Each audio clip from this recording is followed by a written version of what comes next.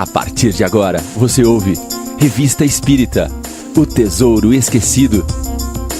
Apresentação, Mário Arias.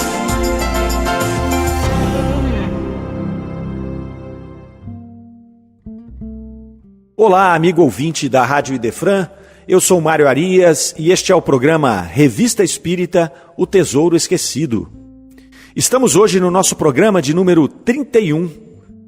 Lembramos que todos os programas estão disponíveis no nosso canal do YouTube e também no Spotify em formato de podcast. Agradecemos a presença, a companhia de todos e vamos hoje adentrar no mês de setembro de 1858. O primeiro artigo que nós encontramos na revista de setembro vai falar sobre a propagação do Espiritismo. Nós vamos lembrar aqui que em abril de 1857 havia sido lançado o Livro dos Espíritos. A revista espírita, ela teve início no ano de 1858. Portanto, o Espiritismo dava os primeiros passos no seu processo de expansão, partindo da Europa para todo o planeta Terra. E aí Kardec começa fazendo uma introdução nesse artigo que vai dizer: passa-se um fenômeno digno de registro na propagação do Espiritismo. Ressuscitado há apenas alguns anos das velhas crenças, apareceu entre nós, não como outrora, à sombra dos mistérios, mas em plena luz e à vista de todos. Para uns, foi objeto de curiosidade passageira, um divertimento que se punha de lado como um brinquedo para tomar outro. Para muitos, não encontrou senão indiferença. Para o maior número, a incredulidade, a despeito da opinião dos filósofos, cujos nomes a cada momento são invocados como autoridade. Isto nada tem de surpreendente. O próprio Jesus convenceu a todo o povo judeu com seus milagres. Sua bondade e a sublimidade de sua doutrina conquistaram-lhe graça perante os seus juízes? Não foi ele tratado como um impostor? E se não lhe aplicaram o epíteto de charlatão, é que então era desconhecido este vocábulo de nossa civilização moderna. Muito bem, nesta pequena introdução que nós lemos aqui agora, deste artigo Propagação do Espiritismo, nós já encontramos alguns pontos que chamam a nossa atenção. Primeiramente, Kardec faz questão de apontar o Espiritismo como uma doutrina que foi ressuscitada das velhas crenças. E, portanto, ela não teria sido inventada ou criada, seja por ele, seja pelos espíritos.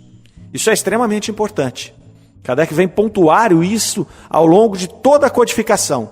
A doutrina espírita não é uma coisa nova, não trata-se de uma novidade, né? Trata-se de leis naturais que fazem parte da humanidade desde os primórdios.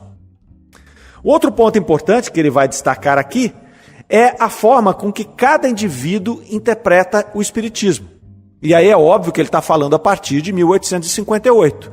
Hoje nós já temos uma unicidade na doutrina espírita. Naquele momento estavam ainda misturados os fenômenos físicos, que atraíam pela curiosidade, com as questões filosóficas, que era o que os espíritos estavam querendo dizer, com as suas comunicações.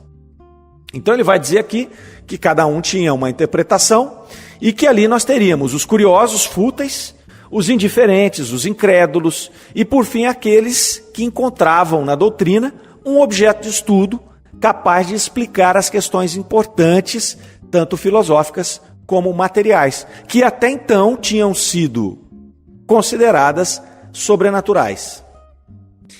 E aí segue o artigo apresentando a importância dessa nova doutrina no combate às filosofias materialistas e panteístas que reinavam naquele momento, sobretudo na Europa.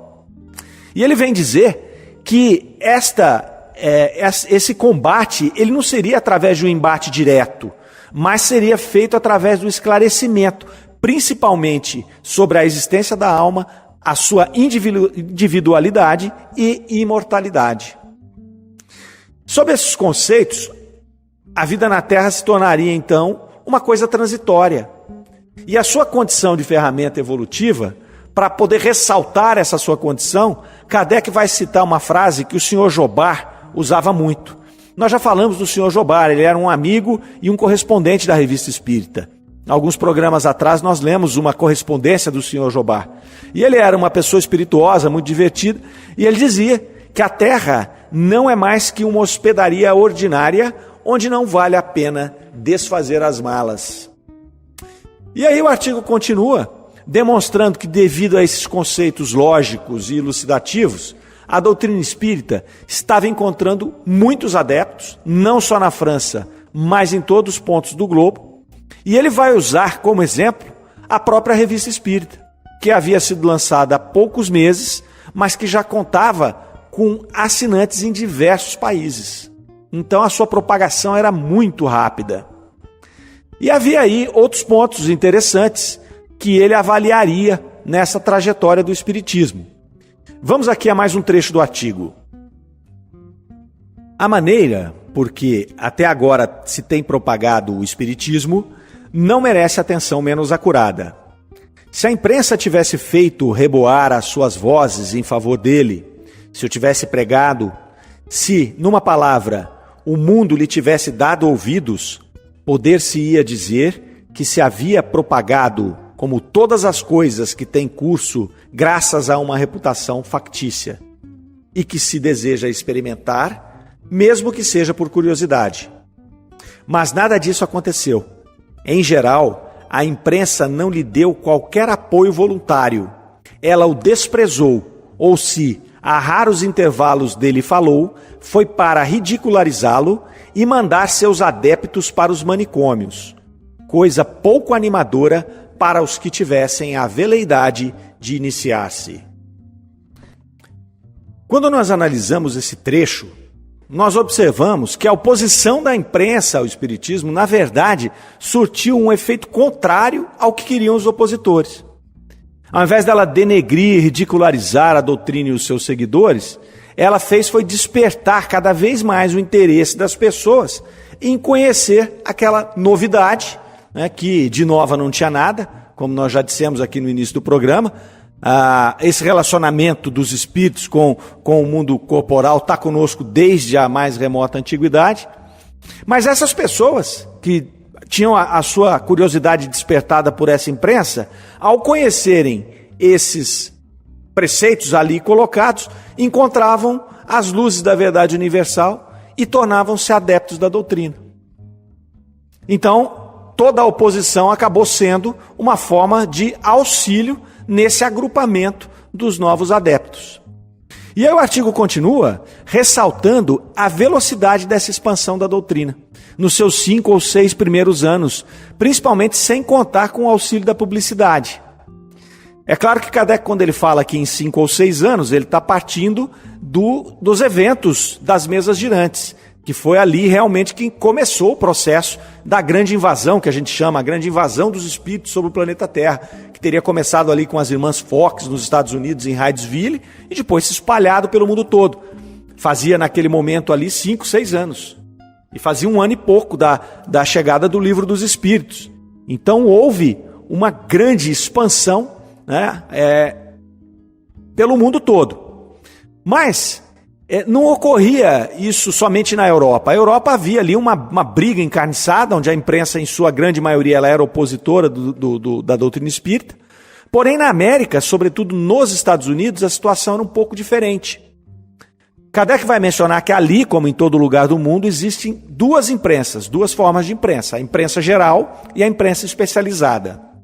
A imprensa geral é essa imprensa nossa, convencional, que fala de todos os assuntos gerais, assuntos diversos. E a imprensa especializada é aquela que se dedica a um tema específico. Na América, a imprensa geral, ela tratava muito mais da doutrina espírita do que na Europa. Ali continham os simpatizantes e os opositores. Mas, de qualquer forma, a luta não era tão encarniçada como na Europa, que só tinham opositores. Mas o grande destaque que ele faz aqui no artigo é que, no campo da imprensa especializada, nos Estados Unidos, haviam 18 jornais espíritas naquele momento. Então, aqui nós tínhamos na Europa a Revista Espírita, começando ali a duras penas, Kardec estruturando a Revista Espírita, enquanto nos Estados Unidos já tinham ali 18 jornais circulando, né, por toda a América ali, jornais especializados no espiritualismo, né, não era na doutrina espírita naquele momento, mas era a partir dos fenômenos das mesas girantes. E aí outro ponto que ele vai citar é com relação ao público por onde se propagava a doutrina. A maioria dos interessados, daqueles que chegavam para conhecer a doutrina, eram homens instruídos. E aí Kardec vai mencionar que entre eles a gente encontrava muitos médicos, celebridades científicas, magistrados, funcionários públicos de alto escalão, enfim, gente séria que não tinha tempo a perder com bobagem ou com alguma novidade que não tivesse profundidade e consistência nos seus postulados. É um ponto importante. Então Kardec vai chegando aqui próximo do final do artigo, e aí ele apresenta o que seria, no entendimento dele, a trajetória da propagação do Espiritismo. E ele vai fazer isso apresentando 4 fases. São elas: a primeira, a da curiosidade, no qual os espíritos batedores representam o papel principal, visando chamar a atenção e preparar os caminhos. A segunda fase seria a fase da observação, no qual entramos e que também pode ser chamado de período filosófico. O Espiritismo é aprofundado e se depura, tende para a unidade de doutrina e se constitui em ciência. E aí ele diz, virá a seguir o terceiro período, que seria o período de admissão, no qual o Espiritismo ocupará um lugar oficial entre as crenças universalmente reconhecidas. E o quarto período, que seria o período de influência sobre a ordem social. Então, sobre a influência dessas ideias, a humanidade conquistará um novo perfil moral. Essa influência é, desde já, individual. Mais tarde, agirá sobre as massas para a felicidade geral. Aqui nós vemos que Kardec tinha uma visão muito clara da doutrina espírita, da trajetória que ela teria que seguir, e principalmente do seu propósito final, do seu objetivo final, que era renovar, regenerar a humanidade, fazer esta intervenção, ter esta influência na ordem social, através principalmente da renovação moral dos indivíduos, através do esclarecimento da imortalidade da alma, da reencarnação, de todos os conceitos acrescidos da moral do Cristo. Você vai ter uma humanidade regenerada e a ferramenta, o instrumento seria a doutrina espírita. Nós não temos como concordar mais com Kardec. É isso, né, realmente, o que também todos nós enxergamos. O que Kardec não podia imaginar ali era o tempo que demoraria para acontecer essas coisas. Kardec nos falava ali do período da observação, naquele momento em 58, onde as pessoas já tinham passado da curiosidade e estavam ali agora trabalhando a questão filosófica, moral da doutrina.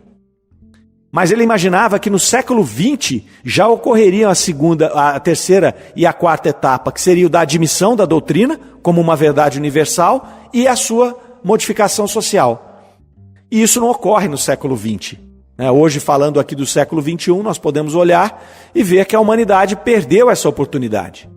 E é claro que, como ainda um planeta de expiação e provas, onde nós temos aqui a nossa grande maioria espíritos da terceira ordem, nós fazemos as nossas escolhas.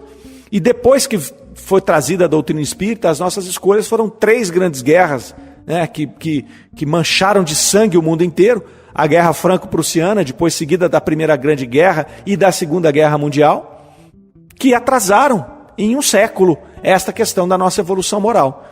Se elas conseguiram adiantar a questão tecnológica, a questão científica em muitos anos, através da corrida armamentista e aquela coisa toda, ela atrasou a questão moral. Felizmente para nós, aqui encarnados no século XXI, nós estamos hoje observando o renascimento da doutrina espírita. Nós estamos vendo novamente a doutrina ganhar espaço. O espiritualismo, não só a doutrina espírita, mas o conceito de sobrevivência da alma, né, o conceito de uma visão holística do homem, ele vai ganhando espaço no nosso tempo e, com certeza, em breve nós teremos esta admissão, né, do espiritismo e do espiritualismo de modo geral como uma lei natural. para posteriormente a gente poder experimentar essa renovação social. Nós já estamos começando a dar alguns passos nesse sentido. E vamos aí, seguindo em frente, com otimismo, com esperança, sabendo que Deus não nos desampara em tempo algum. Muito bem, o segundo artigo que nós vamos aqui analisar no nosso programa de hoje chama-se Platão e a doutrina da escolha das provas. Um artigo extremamente importante e interessante. Kardec começa assim: nos curiosos documentos célticos publicados em nosso número de abril, vimos que a doutrina da reencarnação era professada pelos druidas, segundo o princípio da marcha ascendente da alma humana, a qual percorria os vários graus de nossa escala espírita. Todos sabem que a ideia da reencarnação remonta à mais alta antiguidade e que o próprio Pitágoras havia aurido entre os hindus e egípcios. Assim, não é de admirar que Platão, Sócrates e outros partilhassem de uma opinião admitida pelos mais ilustres filósofos daquele tempo. O que talvez ainda é mais notável é encontrar, desde aquela época, o princípio da doutrina da escolha das provas, hoje ensinada pelos espíritos, e que pressupõe a reencarnação, sem a qual ela não teria razão de ser.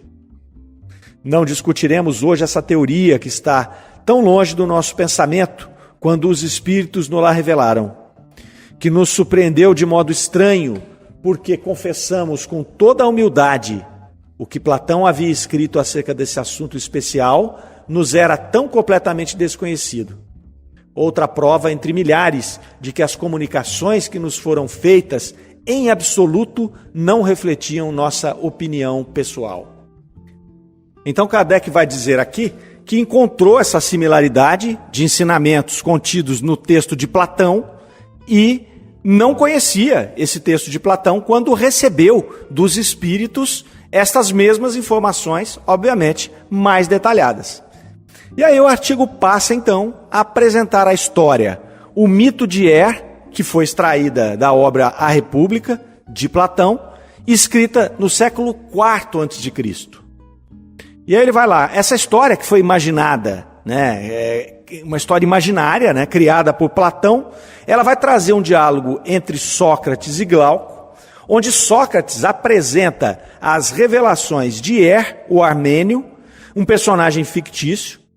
É um discurso que tem como objetivo desenvolver a ideia principal da imortalidade da alma, da sucessão das existências, a escolha das provas através do livre-arbítrio e, por fim, as consequências felizes ou infelizes da escolha. Aí ele vai dizer, ainda que tratando-se de um quadro imaginário, é impressionante a similaridade dos conceitos que seriam detalhados pelos espíritos 2.200 anos depois e que estariam expostas no Livro dos Espíritos e na Revista Espírita. Vamos aqui fazer um breve resumo do texto de Platão. Só que é o seguinte, é importante, ouvinte, que vocês façam a leitura do texto completo, porque é um texto riquíssimo. Nós aqui, por uma questão de tempo, não vamos ler o texto todo, mas é importante, busquem lá na internet, na Revista Espírita, façam essa leitura para que vocês possam ter uma análise detalhada ali, captar todos os detalhes ali, as relações entre esse texto filosófico que foi criado intuitivamente e os ensinamentos dos espíritos que foram trazidos posteriormente ali e codificados por Kardec. Nesse texto, então, Sócrates vai iniciar o relato apresentando Er, o armênio, vai dizer que ele havia sido morto numa batalha e que ele foi encontrado 10 dias depois da sua morte com o seu corpo intacto. Ele estava lá no meio de um campo de batalha, morto, todos os cadáveres já estavam ali desfigurados, e o Er, o armênio, não tinha sinais de decomposição no corpo dele. Ele foi levado, então, para o funeral, que consistia naquela época na cremação, e quando ele estava sob a fogueira, ele reviveu e contou o que ele tinha visto em outra vida. E o Er, o armênio, aí, o personagem fictício, ele relata então que logo que a sua alma saiu do corpo, ela juntou-se uma porção de outras almas ali, chegando a um lugar maravilhoso, em que se viam ali 2 aberturas na terra e 2 aberturas no céu, onde se assentavam juízes que sentenciavam essas almas que ali chegavam. E aí ele vai dizer que os justos seguiam um caminho para o céu, após receberem um cartaz no peito com a sentença, e os maus também recebiam um cartaz da sentença e seguiam por um caminho dos abismos, que ele chama. E aí nessa história, quando chegou a vez do ser julgado, os juízes determinaram que ele voltasse para a vida para levar aos homens a notícia do que se passava naquele local. E aí vai iniciar-se então um relato, do que se passava naquela alfândega ali entre os dois mundos. Vamos acompanhar mais um trecho desse relato. Vai dizer assim: a princípio ele viu que as almas julgadas desapareciam. Umas iam para o céu, outras desciam à terra pelas duas aberturas correspondentes. Enquanto isso, pela segunda abertura da terra, viu saírem almas cobertas de poeira e de imundícies. Enquanto que pela outra porta do céu desciam outras almas puras e sem mácula. Elas pareciam vir todas de uma longa viagem e paravam prazenteiras num prado, como se estivessem num local de reunião.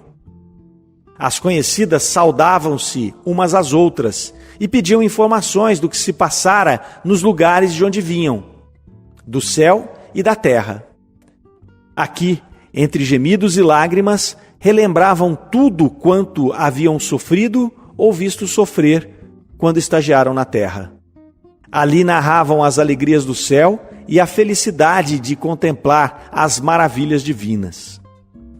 E aí segue então relatando os castigos, eles vão relatando ali os castigos destinados às almas condenadas aos abismos, e esses castigos eles eram na razão de 10 vezes o sofrimento para cada crime que eles haviam cometido.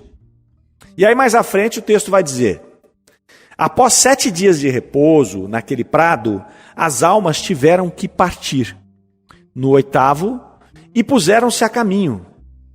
Ao cabo de 4 dias de viagem, viram de uma elevação uma luz imensa sobre toda a superfície do céu e da terra, reta como uma coluna e semelhante ao arco-íris, porém mais brilhante e mais pura. Logo que chegavam, as almas tinham que se apresentar a Laquesis. Para começar, um hierofante as colocava em fila, uma atrás da outra. Depois, tomando no colo de Laquesis as sortes ou números em cuja ordem cada alma deveria ser chamada, bem como as diversas condições humanas que lhes eram oferecidas para a escolha. Ele subia no estrado e assim lhes falava: eis o que diz a Virgem Laquesis, filha da necessidade. Almas passageiras, vós ides começar uma nova carreira e renascer na condição mortal. Não se vos designará o vosso gênio, vós mesmas o escolhereis. Aquela que a sorte chamar em primeiro lugar, escolherá, e sua escolha será irrevogável. A virtude a ninguém pertence, ela se liga àquele que a honra e abandona aqueles que a despreza. Cada um é responsável pela escolha. Deus é inocente. A essas palavras, ele espalhava os números e cada alma apanhava o que lhe caía à frente, exceto o armênio, que não teve a mesma permissão. Em seguida, o hierofante apresentou-lhes todos os gêneros da vida, em número bem maior do que das almas ali reunidas. A variedade era infinita. Encontravam-se, ao mesmo tempo, todas as condições humanas e de animais. Haviam tiranias, algumas que duravam até a morte e outras que se interrompiam bruscamente e acabavam na pobreza, no exílio e no abandono. A ilustração se mostrava sob muitos aspectos. Era possível escolher a beleza, a arte de agradar, os combates, a vitória ou a nobreza de raça. Estados completamente obscuros em todos os sentidos ou intermediários. Misturas de riqueza e pobreza, de saúde e de doença eram oferecidos à escolha. Havia também a mesma variedade nas condições de mulher. Esse texto aqui é extremamente interessante. Nós vamos observar que claramente Platão descrevendo a reencarnação e a escolha das provas. Ele vai mostrar a diversidade dessas provas. Primeiramente, ele vai dizer da necessidade da reencarnação, a necessidade de retornar ao corpo humano, e que cabia aos espíritos fazer as escolhas das provas que eles deveriam mergulhar, deveriam ser inseridos para continuar o seu processo evolutivo. É interessante quando ele fala, Deus é inocente, cabe a vocês escolherem as provas. Naturalmente aqui há um ponto de incorreção que foi corrigido posteriormente, 2 milênios depois pelos espíritos, porque aqui eles imaginavam que dentro dessas escolhas, o que Platão coloca ali, poderia ser feita a escolha de se nascer em um corpo animal. Então um espírito humano poderia escolher uma experiência, uma encarnação em um corpo animal.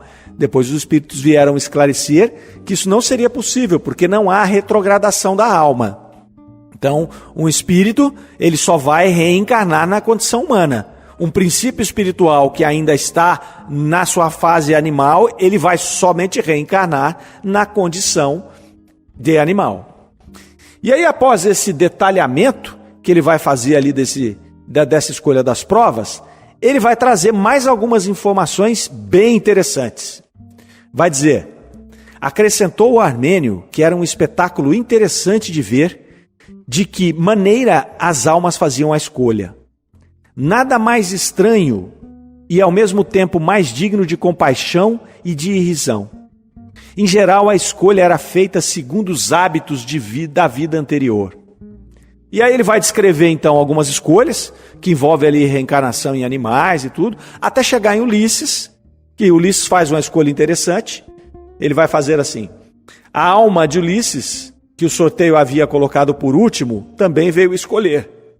Como a recordação de seus longos reveses lhe tivesse tirado toda a ambição, procurou demorada e penosamente e encontrou, num recanto, a vida tranquila de um homem a quem todas as outras almas haviam deixado de lado.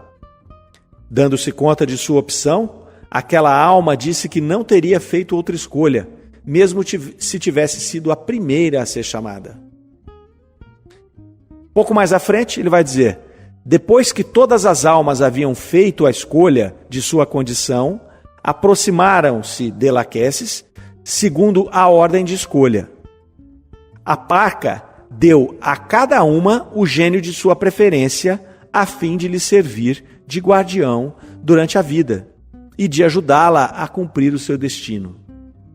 Logo, as almas foram dispersas para todos os lados em direção aos locais de seu nascimento terrestre, como estrelas que, de repente, brilhassem no céu.